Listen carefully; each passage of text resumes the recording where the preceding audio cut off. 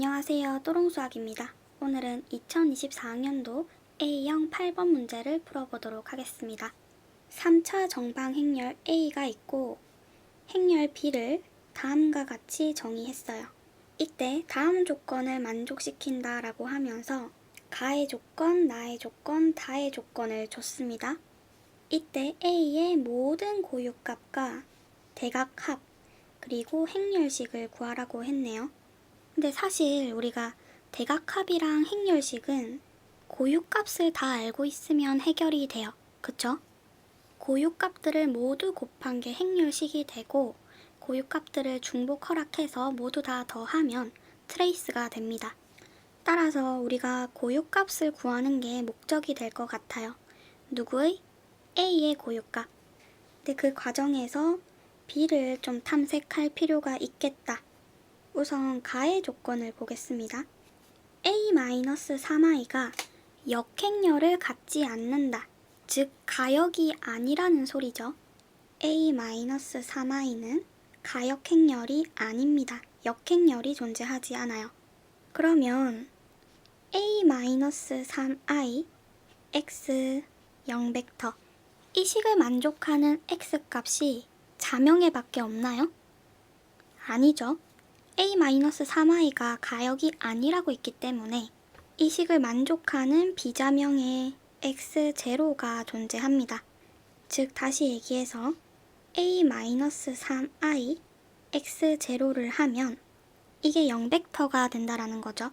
근데 이 친구는 ax0 이꼴 3x0가 되기 때문에 3이 고유값이 될 거고 x0가 고유 벡터가 되겠네요. 3은 행렬 A의 고유값이고요. 이 3에 대한 고유 벡터가 x0가 되는 거죠. 따라서 가의 조건을 통해서 우리가 알 수 있는 건 3이라고 하는 것이 A의 고유값이구나. 지금 A의 고유값을 구하는 과정 위에 우리가 있는데 하나는 구했어요. 하나는 3으로 존재합니다. 그리고 두 번째 조건을 볼게요. 행렬 A의 특성 방정식. 이 특성 방정식이 허근을 하나 들고 있고 그 허근의 크기가 루트 2가 된대요. 나의 조건을 좀 분석을 해보면 행렬 A의 특성 방정식 아니면 고유 방정식이라고 하는 것은 A-람다 I 아니면 반대로 람다 I-A가 되는 거죠. 이 두 개의 차이점은 A가 n차 정방 행렬일 때 그 n이 홀수이면 부호가 좀 달라집니다. 지금은 3차기 때문에 홀수가 돼서 부호 차이가 나요. 하지만 이 고유값을 구하는 데 있어서는 상관이 없거든요. 어찌됐던 이 행렬 A의 성분이 실수이기 때문에 특성 방정식도 실계수 다항식이에요. 계수가 실수예요. 근데 허근을 가졌대요. 그러면 그것의 켤레도 근이 되겠다. 행렬 A의 성분이 실수이다 보니까 행렬 A의 특성 방정식 이것의 계수도 실수가 되죠.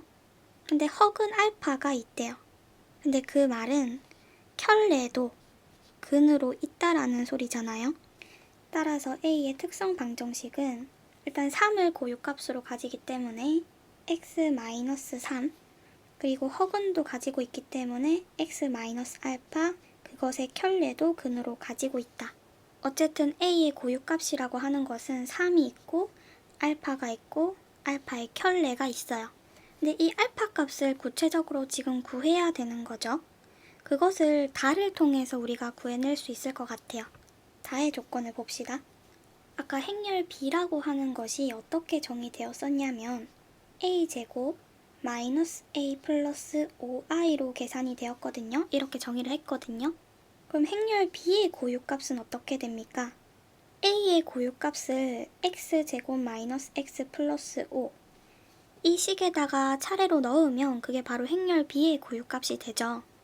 따라서 여기에 3을 넣으면 9 마이너스 3 플러스 5가 되어서 11이 나오고요. 그리고 x자리에 알파를 넣으면 어떻게 되죠? 알파 제곱 마이너스 알파 플러스 5 이것이 하나의 또 고유값이 될 겁니다. 그 켤레를 넣은 거는 어차피 바만 붙은 거니까 이렇게 생겼을 거예요. B의 고유값을 우리가 왜 지금 고려해주고 있냐면 바로 이 최소 다항식이라는 말 때문에. 최소 다항식이라고 하는 것은 이 행렬 B의 고유값들을 모두 근으로 들고 있어야 되는데, 만약에 이 세 개가 모두 다른 근이면 최소 다항식의 차수가 고유 다항식, 특성 다항식보다 현저하게 작다, 낮다라고 얘기해 줄 수가 없겠죠. 그 말은 무슨 말이에요? 요 세 개 중에 어느 두 개는 같은 값을 지닌다는 거예요. 따라서 좀 경우의 수를 생각해서 만약에 11이랑 알파 제곱 마이너스 알파 플러스 5가 같으면 어떻게 되겠느냐?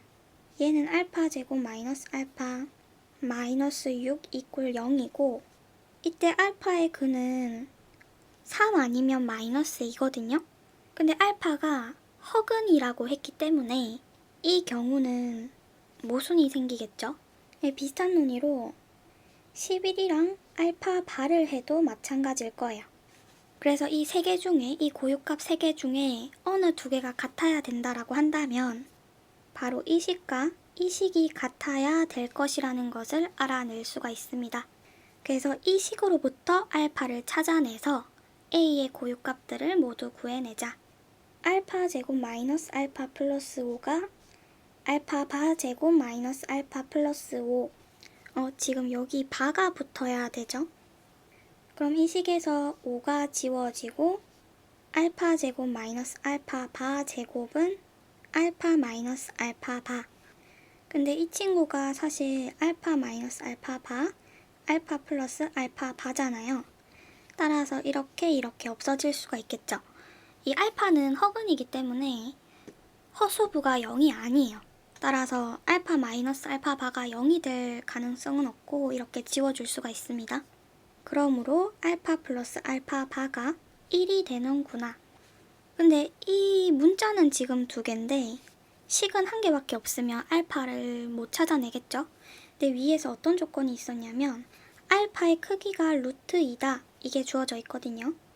따라서 우리가 알파 값을 구하기 위해서 알파의 크기가 루트 2라는 것과, 즉 다시 얘기하면 알파 바가 크기의 제곱이기 때문에 2가 되는 것과 알파 플러스 알파 바가 1이 되는 것, 이 두 개를 연립해서 알파 값을 찾아주면 되겠습니다. 알파 바라고 하는 것은 알파분의 2이기 때문에 얘를 이렇게 대입해서 식을 풀어보도록 할게요. 그러면 알파분의 2, 1. 알파를 곱해서 알파 제곱 마이너스 알파 플러스 2 이꼴 0. 그러면 알파라는 것은 2분의 1 플러스 마이너스 루트 1 마이너스 4 곱하기 2, 8. 2분의 1 플러스 마이너스 7i. 여기서 알파가 뭐 플러스를 가지는지 마이너스를 가지는지 모르나, 근데 문제에 대한 해답을 구하는 데 있어서는 그 조건까지는 몰라도 돼요. 그래서 A의 고유값을 모두 구하라 라고 했기 때문에 아까 처음에 구한 3이 있었고요. 그리고 2분의 1 플러스 루트 7i, 그리고 하나는 켤레. 이렇게 존재할 거고, 그 다음에 대각합이랑 행렬식을 구하라고 했거든요. 근데 행렬식은 이 고유값들을 전부 곱하면 되죠. 따라서 3 곱하기 얘네 둘이 곱해볼게요. 4분의 1 플러스 7. 따라서 6이 될 거고요. 트레이스는 어떻게 구하죠? 트레이스는 모든 고유값들의 합이에요. 따라서 3 플러스 2분의 1 플러스 루트 7i, 2분의 1 마이너스 루트 7i. 따라서 4가 나올 겁니다.